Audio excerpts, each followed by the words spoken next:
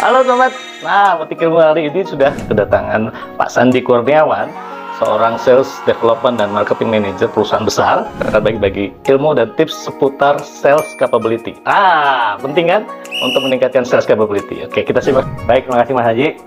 Jadi sales capability ini ada hubungannya dengan distribution gitu ya.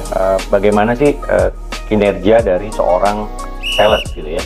Sales ini kan bertingkat. Kalau salesman mitra usaha atau salesman distributor, mereka adalah key person terhadap distribusi. Yang kedua adalah supervisor atau ASM. Di beberapa perusahaan menggunakan istilah yang bermacam-macam. Supervisor itu biasanya adalah belong to principal gitu ya.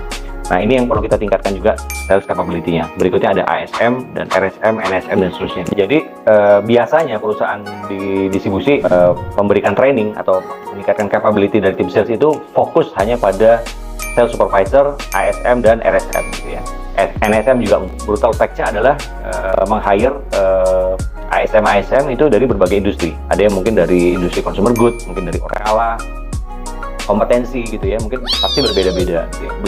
Biasanya perusahaan di distribusi mereka memainkan memberikan training atau meningkatkan capability dari tim sales itu fokus hanya pada sales supervisor, ASM dan RSM gitu ya. Dari mana Pak kriteria menentukan distribusinya bagus atau tidak? Ya tentu saja dari jumlah toko yang di cover dia. Karena semakin banyak jumlah toko yang di cover oleh suatu perusahaan itu menunjukkan distribusinya bagus gitu ya. Mulai melakukan training ke level yang lebih bawah, ke grassroots-nya gitu ya, yaitu ke salesman distributor. Karena apa? Karena mereka lah yang tiap hari berhubungan dengan toko. Kalau interaksi mereka yang benar, cara kerja mereka yang benar, itu tentu akan menentukan keberhasilan mendapatkan order gitu. Dan kalau menurut saya KPI dari distribusi yang paling utama ada dua. Yang pertama adalah active outlet atau jumlah toko yang bertransaksi setiap bulan, dan yang kedua adalah effective call per salesman per day. Menurut saya dua hal yang basic ya, sangat basic sekali, karena semua perusahaan pasti tahu apa itu effective call, pasti tahu apa itu active outlet gitu ya. Tinggal bagaimana mereka mau menjadikan itu sebagai key metrics.